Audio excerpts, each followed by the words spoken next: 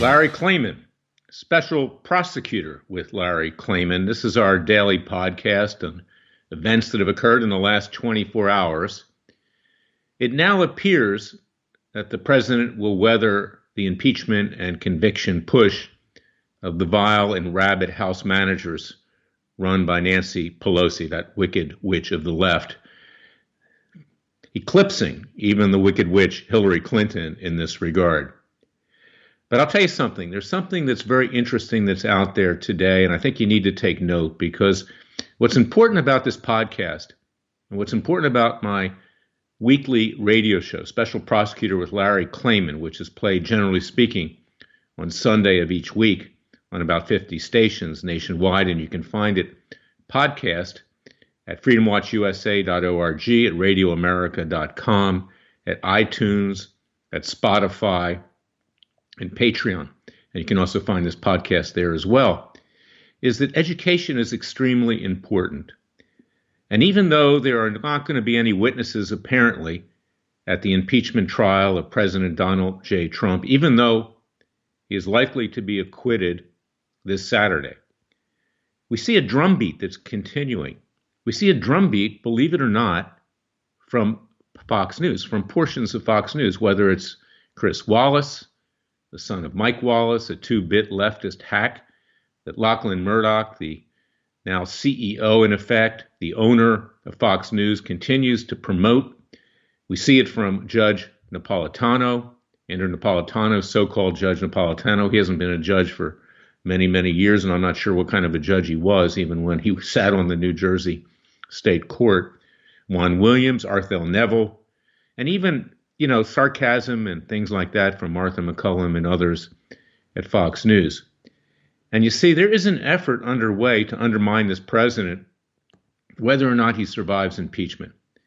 These leftists would like to see him lose, and Fox has become two-faced even more than it ever was. It's frankly a network that you should just simply turn off. I cannot stand dishonesty, and if you get my book, Horrors, Why and How I Came to Fight the Establishment, I had problems with Fox all the way back into the late 1990s, early 2000s at Judicial Watch that I conceived of, founded, and ran. They were not honest. They would bring my guests on, my clients, without even telling me. They would, in effect, depose them on TV, particularly Sean Hannity. Sometimes I even went on with them and they cut my feed so I couldn't say anything. And while ideologically I appeared to be more similar to Fox than I did, obviously, MSNBC or CNN, and those networks weren't as bad as they are today, I always found Fox to be the most dishonest cable network. And I wrote about that in my book, Horrors, Why and How I Came to Fight the Establishment. I also had difficulty with Roger Ailes, who defamed one of my clients, Dolly Kyle Browning. And from that point forward, I was blacklisted by Fox when I stood up for her and advised Roger Ailes that he had to correct it, which he never did, or he may be legally liable. But that notwithstanding is that these efforts from the right, so-called right, but they're not, you see, they're never Trumpers.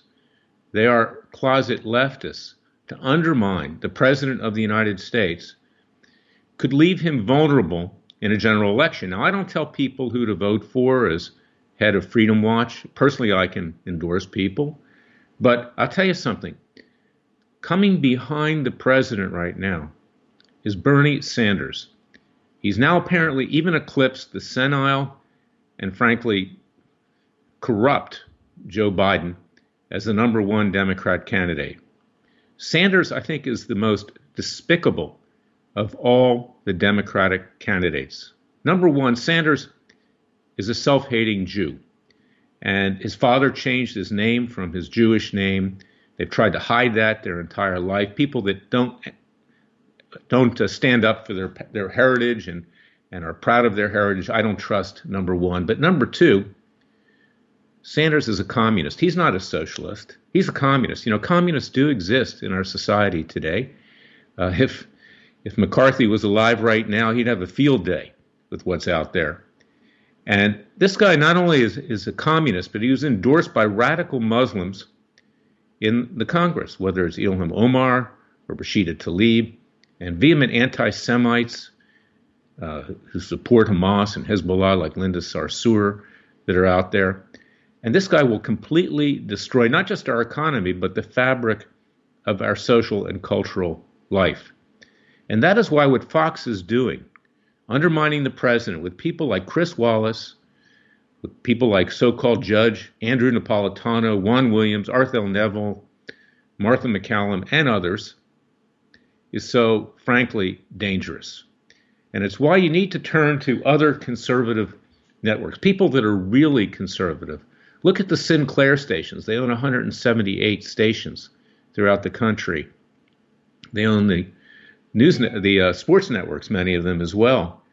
I wouldn't even turn on Newsmax, frankly. Newsmax tries to play both sides of the street as well. And frankly, you look at the picture, you can't even see what's on it. That's how bad it is.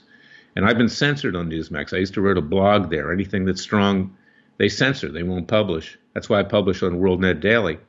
But Radio America really stands out because they let me say what needs to be said. They don't censor what's being said.